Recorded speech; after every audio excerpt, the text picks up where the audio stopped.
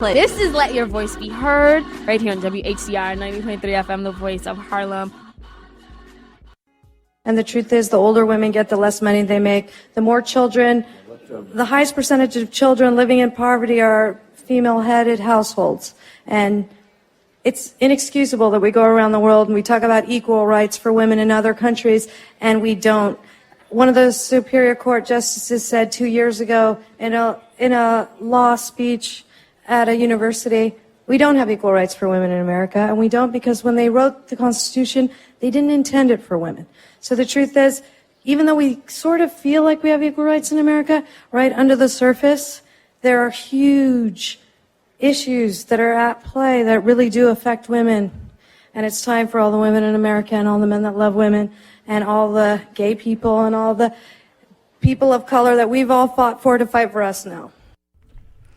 And we are back. This is Let Your Voice Be Heard right here on WHCR 90.3 FM, the voice of Harlem. Drop your Black Lives Matter poster, Selena. No. Well, that was Patricia Arquette's comments that she made after the Oscars when she was further elaborating on the speech that she gave, the acceptance speech. And if you guys didn't get a chance to watch the Oscars, after she accepted her award, she used that as an opportunity to speak about women's rights and equal pay and the fact that women still get paid 77 cents to the dollar, but we know Latino women get paid 65 cents, while women of color get paid around 55 cents. But she didn't go into the details, but she was just saying, this is our time.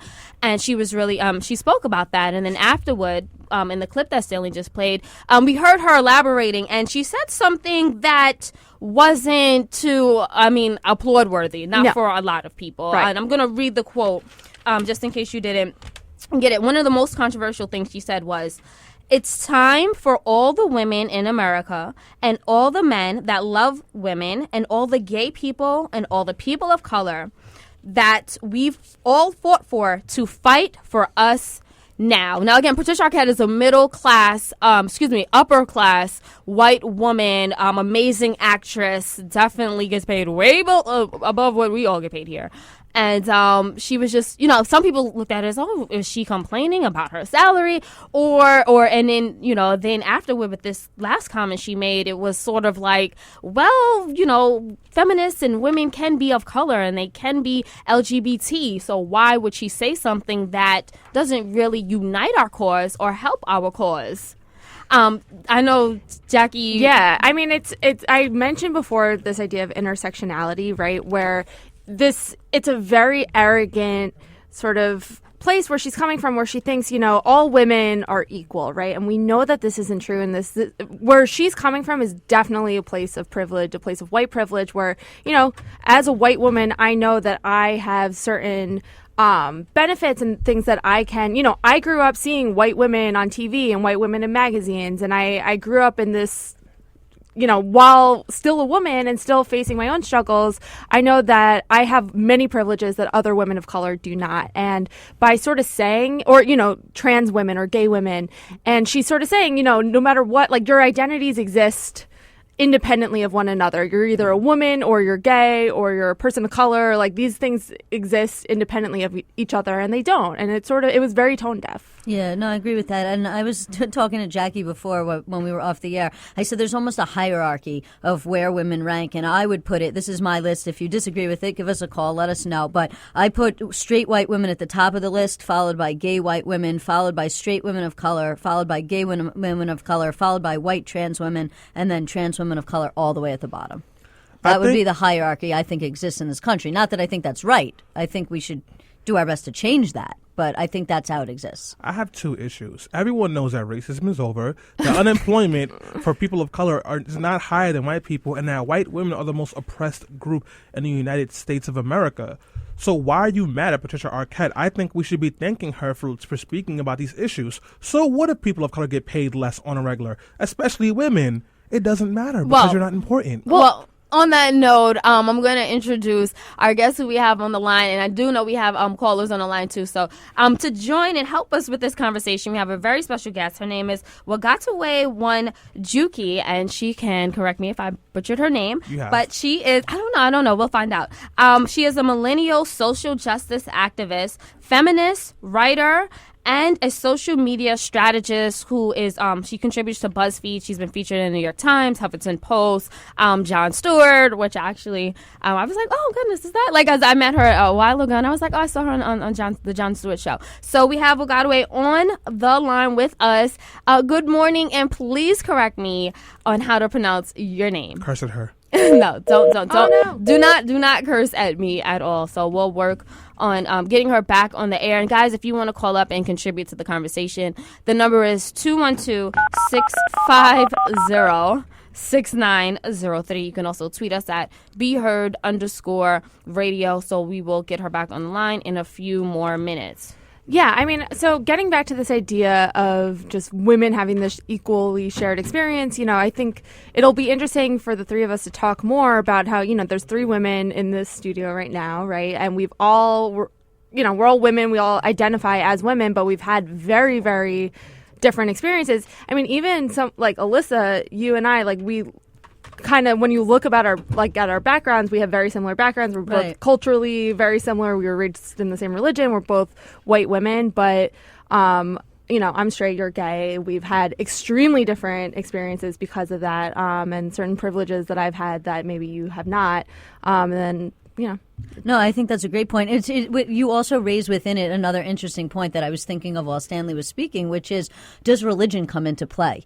When I ranked this hierarchy of how I see it, I was talking about gay, straight, women of color versus white women, and then you brought up another interesting part. Do Christian women rank higher on this hierarchy than, say, Jewish women or Muslim women, who would probably rank lower down? And then when you have the intersection between race and religion, does that bump you back up higher on this hierarchy versus somebody who is, of color and of a different religion? For example, would a black Christian woman rank higher on this list than a black Muslim woman? Right, that's a good point. And that is true. So we have on the line with us again, her name is Wagatwe Wanjuki, and she is a feminist writer who is doing great things to fight against sexual violence against women and for gender rights. Good morning. Good morning. Thanks for having me. No problem. And can you please just tell us again how to pronounce your name the correct way? You got it. Wagatwe Wanjuki. Oh, look at that. Wow. I practiced, that's why.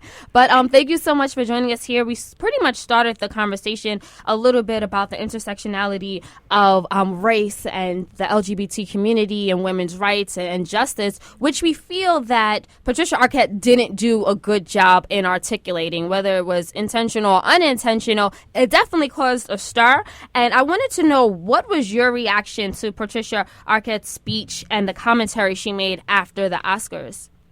Yeah, so I personally hate award shows just because I find them extremely boring, and I don't want to spend hours of my weekend evening seeing a bunch of rich white people being honored, but that's just personally me. So I didn't really hear about it until later. But I did notice sort of the shift online. Like, first people were really cheering her on, and of course I had to watch because I was really curious, and thank God for the internet. I could just watch that clip instead of having to sit through the whole event.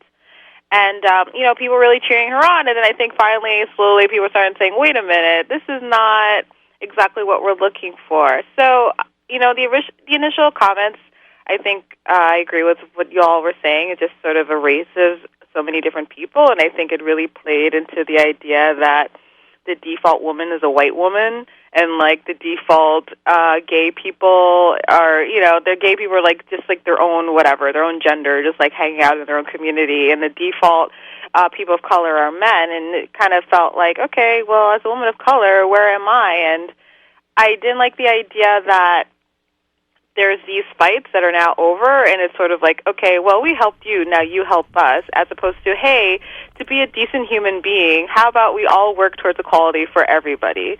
So there's a lot of different layers, but her comments afterwards were really interesting because I think it really shows that this woman is very smart. She's not completely ignorant, and I think we have to remember that. While I don't think it kind of solves the problem, because unfortunately not everyone's going to listen to her clarifying remarks, and I think that's why it's so important to be on point when you're giving your speech in the first place, even if you have a few seconds. And sometimes maybe you just have to realize that your certain platform is not the best thing. And, I probably am not going to go through a very clear, nuanced rant against rape culture in only 140 characters. So I probably won't do what I do on BuzzFeed or in the New York Times as I would on Twitter, just because you just have a different amount of time and different lengths. So, right, but yeah, go ahead. But tell me, do you think that the comments were problematic, or did she just misspeak? I mean, like, if we think about it, she's talking about women's rights. She's done great community activism throughout her career, a lot of social activism, and we pretty much see what she stands for. I mean, did she just stumble over her words, or because some people on the left are saying we're making a big deal of it. Like, if we think of who she is and who she represents, we shouldn't really be criticizing her. I don't think that we should allow people, because of what they've done in the past, to be exempt from any sort of criticism. I think we can all learn and grow from what we're doing. No activist is perfect, and I think it's really nuanced. But I don't think it was a misspeak. I think she actually framed it that way, and I think it was kind of a moment of her own privilege getting in the way of her realizing, like, hey, this statement might be seen as offensive by people who aren't white and, and privileged. And I think now at least we're able to have this sort of conversation to talk about, the different nuances and how women of color are paid a lot less than white women. And, hey, we still have a bunch of fights for equality, whether it's in regards to race, gender, sexual orientation. We still have a long way to go in all aspects. So I don't think she misstepped, but I think she meant well. But I believe that having the best intentions doesn't necessarily exempt you from us saying, hey, let's talk about how wrong or problematic the statement is. Yeah, and I think that it shouldn't exempt you, and that's, if it did exempt you, if your heart was in the right place, and people sort of, ignored the comments, I mean, that's a privileged point to come from. And, I mean, the best thing that could come out of her, her speech and what she said was this conversation, and this, I see a lot of people do this all the time, people of privilege. I mean, I'm sure I've done this a million times where I've said something totally thinking I'm coming from the right place, but really being just ignorant to what I was saying, right? And, not really paying attention. But the best thing that has ever happened to me when I've said, made a statement about something that I really didn't know a lot about, from a place of privilege, was that I was called out on it. And I was taught why I was wrong. And, I made sure I made efforts not to make the same mistakes again and to be more inclusive in my language and, my ideas. So I think the best thing that could come out of this is this discussion. I just hope it reaches the right ears, right? I hope it's not just, people within this activist community talking about, why she was wrong, but it's reaching the people that really need to hear it as well. Right. No, good point, Jackie. I wanted to talk about something that I saw on Twitter, if you can help me out with that. So I traffic to Twitter a lot, and I like to consider myself as pledging to join Black Twitter. And is that a thing? You shut your stupid Black mouth. Twitter is. I don't know about pledging towards it. Yes, pledging is illegal, guys. Wink, wink. No, but what I did begin to see with a lot of people that I follow, because I like to believe that I follow a lot of really cool, strong women on Twitter, and I saw this huge argument going on within feminist Twitter, well, at least some pockets of feminist Twitter, discussing intersectionality. So I'm going to mention Nicole Sandler, I think it is, where she had a little run-in with Elon James White from This Week in Blackness, because when he mentioned intersectionality, and she said, what the heck is intersectionality? And then said, it's not my fault you're Black, and that you feel your experiences are different. And I wanted to, and I'm paraphrasing, so I could be messing up a little bit, but what I did see was that had seemed to be some sort of just gap or lack of understanding in between the experience of being a feminist, person of color, or LGBT feminist. And I was hoping you can kind of help us to understand that divide, if there even is one. Wagatwe, would you be able to comment on that? Yeah, sure. So, unfortunately, I think the story you're telling us, it just really reflects about how defensive people get and the privilege that people have, and it kind of blocks them from really taking criticism. And I think we need to realize, when we are bringing up racism or, people discriminating against LGBTQ folks, we're not necessarily criticizing the individual. We're actually criticizing the systems of power and oppression that doesn't allow us to all have equal opportunities in our in our society.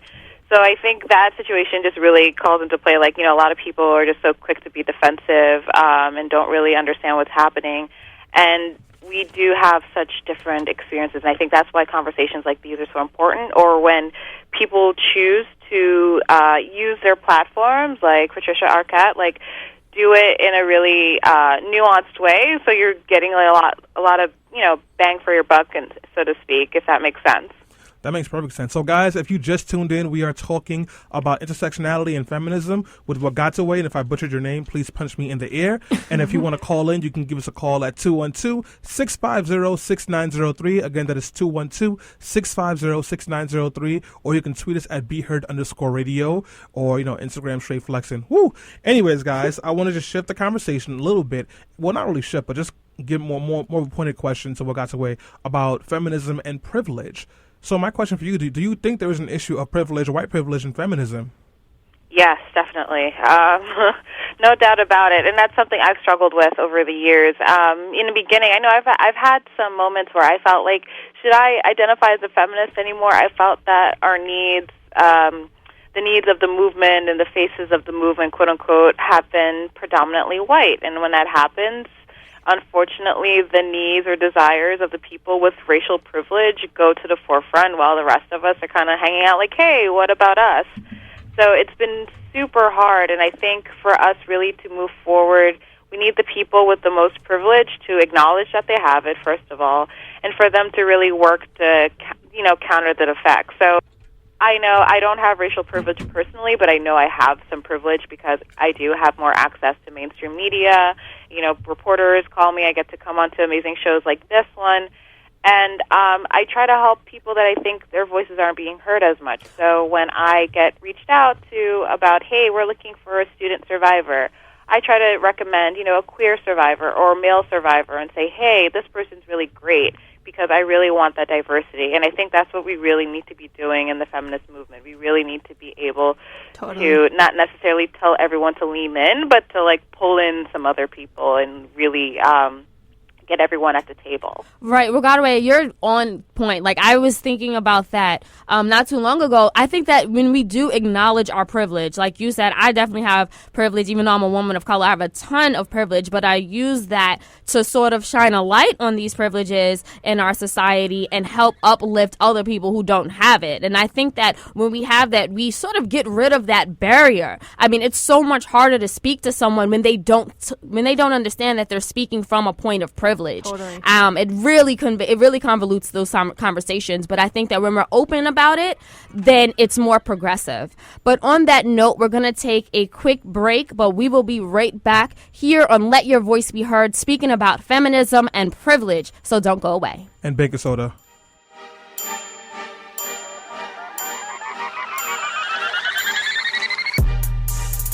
I'm in love with the cocoa.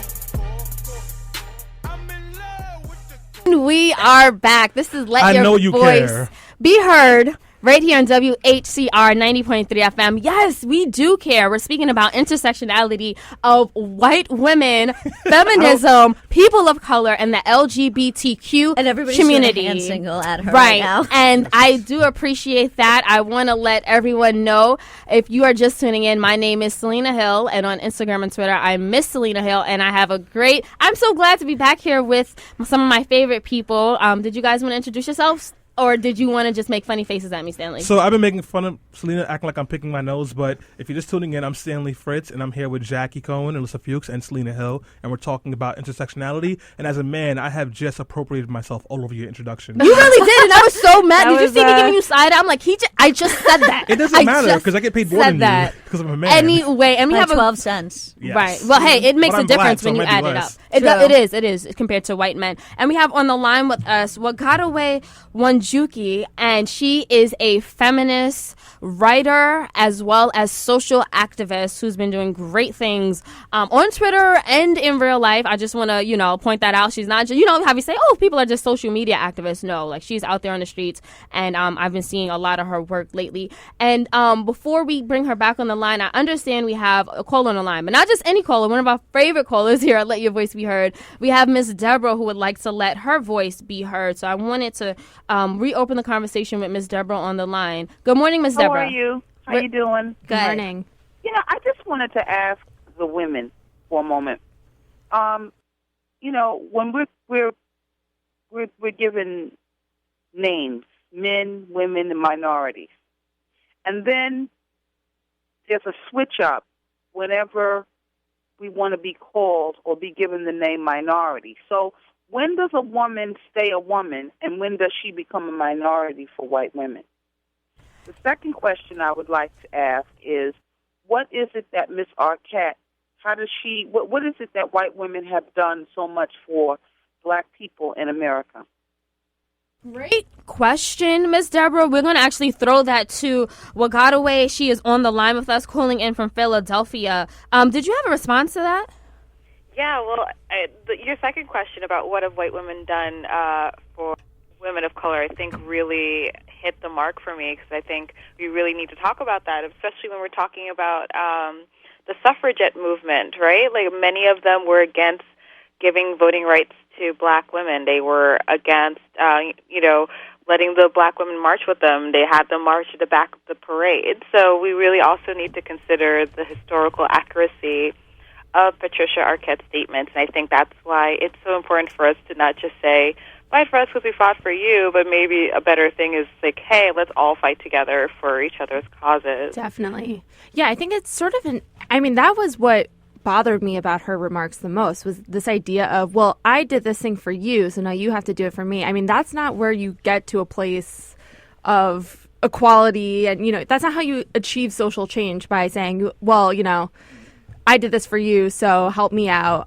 It's, a good society, a just society is one where we're all equal, where we all have rights. It's not, what's good for the some is good for all of us, right? We need to be looking out for each other. It shouldn't be this idea of, well, I came in and I did my part, so now you have to do your part. It's kind of an arrogant way to think about it. Yeah, totally agree with that. Because when you lift up women, when all women and men work together to lift up women, then you lift up all women. Right. You lift up women of color, you lift up gay women. I mean, I wanted to address something you brought up at the beginning of the show, which is how we're so similar. Our backgrounds are so similar. We're both born, I guess, on Long Island. We both grew up in Jewish households. We're both white women. We both have similar education levels, but my experience and your experience are so different just because I'm gay and you're not. But I don't think that should be a reason where we should divide ourselves, because ultimately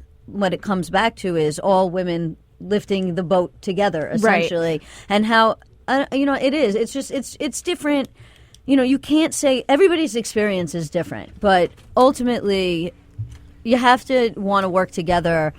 Otherwise, you get nowhere. Right. But I do think you have to appreciate those differences and you have to acknowledge them. We saw this a lot happening in the Black Lives Matter movement, where people wanted to say, well, all lives matter. Right. And it's sort of the same thing here, right? Where, yes, all lives should matter, but unfortunately in our society, they don't to certain people, right? And we want to remind people that while all lives should matter, unfortunately they don't.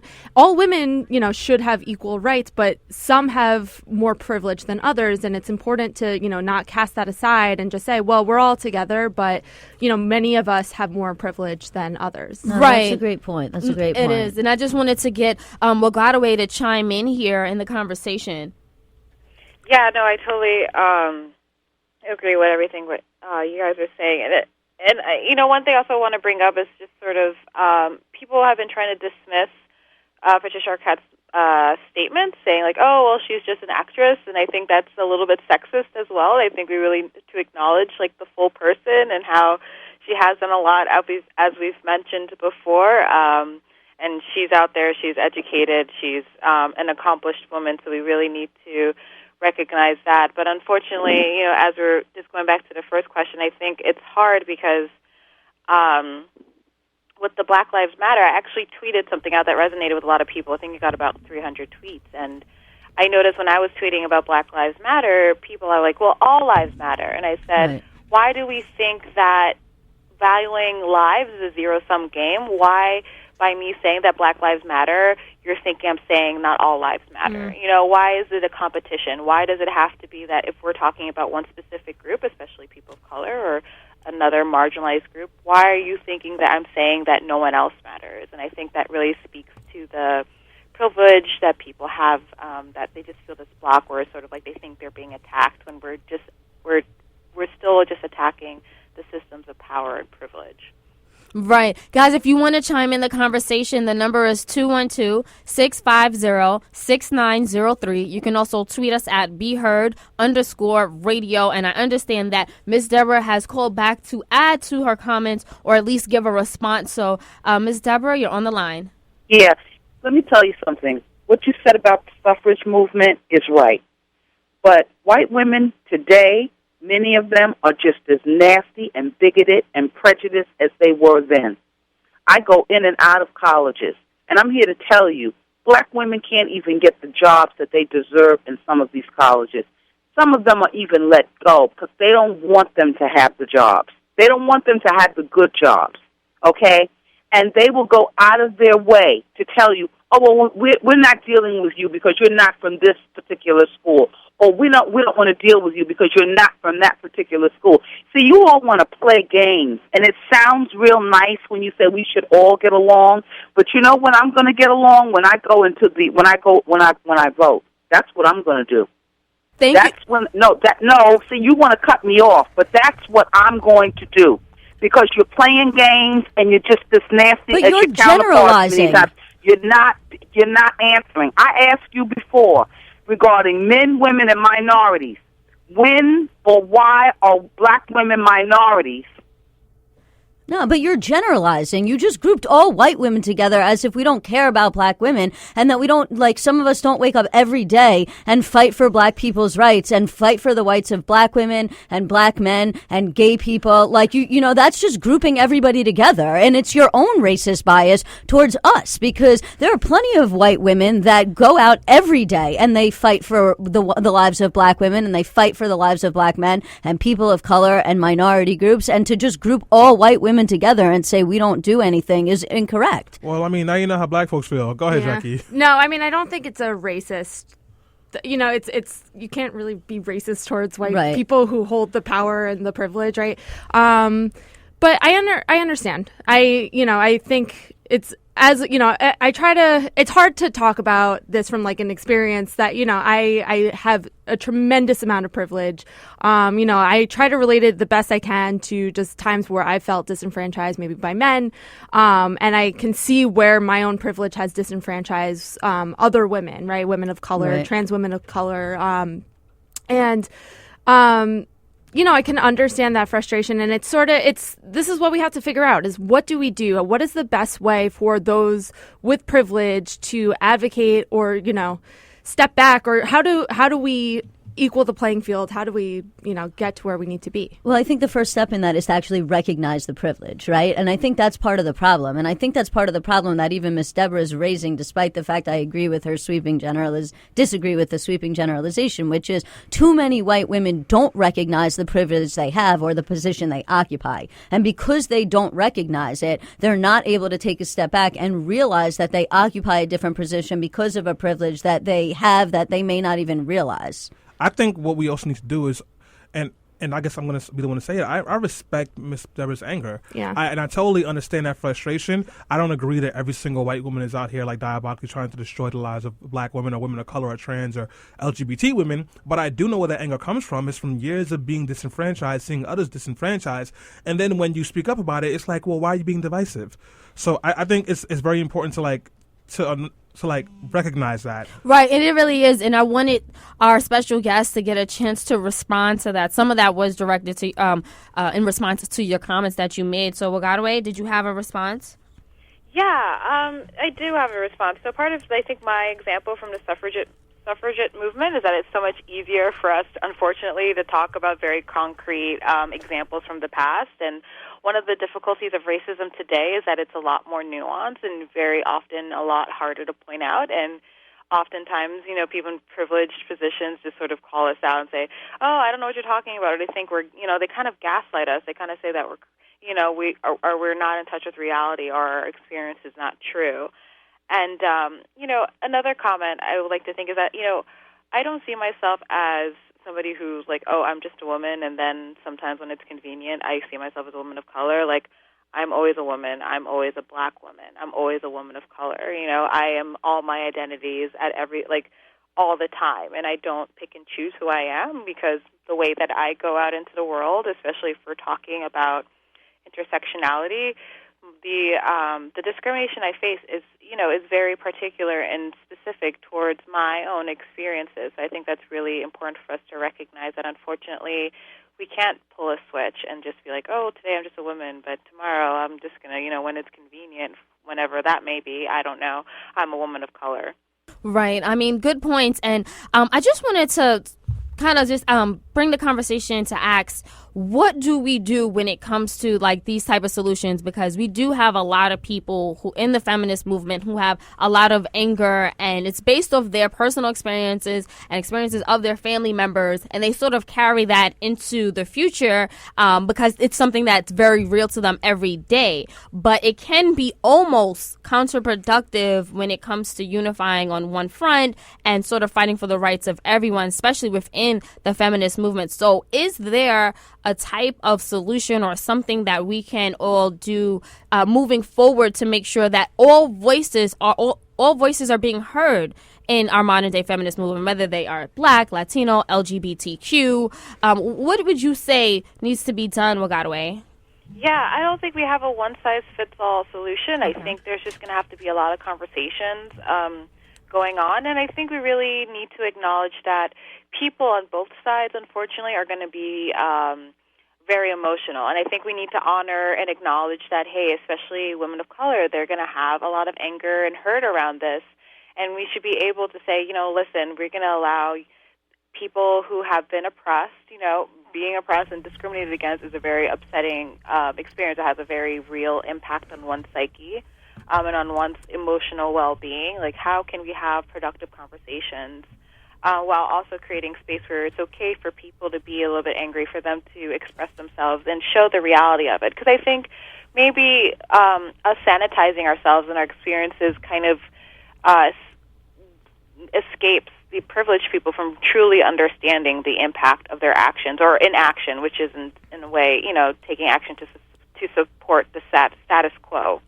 Yeah, and I think you brought up a point earlier that I'm glad you mentioned, this idea of gaslighting, right? Where, for those that don't know, it's this idea where, you call a woman crazy because she's, angry or upset or concerned about something. And, we've all, I'm sure as women experience this, where someone's like, oh, calm down, you're being crazy, yeah. Which I hate. Right. But as women, we shouldn't gaslight one another. We should be open to each other's experiences and listen to one another and understand that, the experience that I have as a woman might be completely different than the experience Selena or Alyssa have had as women. And we shouldn't gaslight each other. We shouldn't call each other out or diminish those experiences, but acknowledge them and, pay attention to one another and care about each other. Yeah, no, totally agree. I think that definitely, jives with my whole point about acknowledging the privilege and, realizing where you stand sort of when it comes to your privilege. I made a point to Jackie when we were off the air. I said I went to a panel about a week ago about LGBT legislative issues in New York, and everybody on the panel was gay and everybody on the panel was a politician, but they were all white men. And so it showed me that even within the context of feminism and at least with the LGBT rights movement, that you're looking at a situation where these, as being white and being men, still gave them that privilege over women and over, just their LGBT status was not, I don't want to call it irrelevant. Obviously it was relevant, but compared to other people in the legislature that are straight.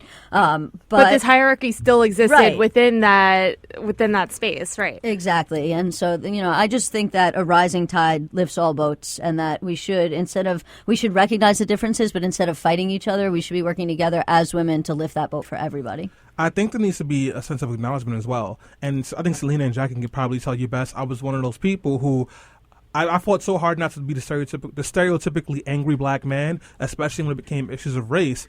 And what I had to learn and realize is that it's okay to be angry, to be a person of color, or to be a minor, LGBT or trans, or any person who is underrepresented, is to be in a constant state of rage. And I take that quote from James Baldwin. But how can you be black and not mad, or not mad? But that's dogs get mad, but upset. But it's what you do with that anger and that rage. That's what counts. And I think that in order to work in partnership with people who have had privilege, you have to acknowledge that rage and know where it's coming from and not take it personally. And then together we have to work productively from there. Right. So, and I think that the issue is it's either that one person is offering the olive branch, the other person isn't, and we have to find a way to make it work both ways. Right. I want to take this time to give Wagatwe a chance to tell our listeners how they can follow her work and also become more involved in this movement of equal rights and women's rights. And don't think it was that funny, Stanley, but I don't think so.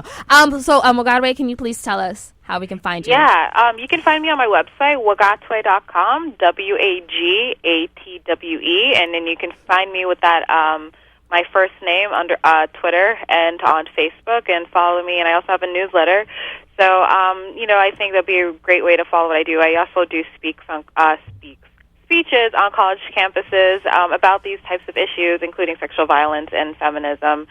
But I think, to really get involved, we're really lucky, I think, especially in New York City. I just moved from that area, but there's so many groups to get involved with, and there's a lot of great networks. And you don't actually necessarily have to be with an explicitly feminist organization, I find, but just being with women's organizations where women are working together to uphold each other, women of all identities, is really helpful. So I want to give a shout-out to WAM, the Women Action Network. They're a really great organization that works to support women writers, and I think those organizations have been really helpful for me to really learn about opportunities to work towards equality.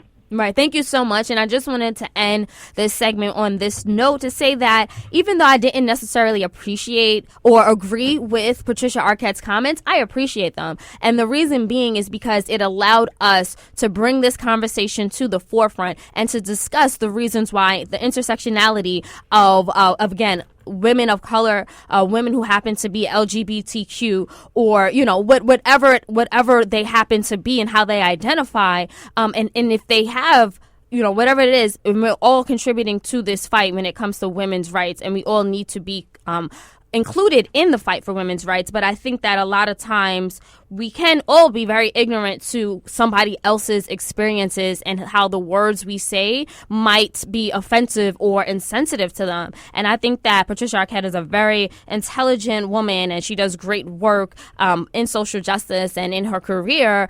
And I don't think necessarily what she said came from a place of negativity or harm, or she wanted to just bring this issue out. And maybe I don't think she said it in an appropriate way, but it led us to have this discussion today, and it led us to the chance to talk about intersectionality and why it is so important for us to understand everyone's experiences. So on that note, I want to say thank you to Patricia Olmos, and I hope that we can continue to have these discussions here on Let Your Voice Be Heard.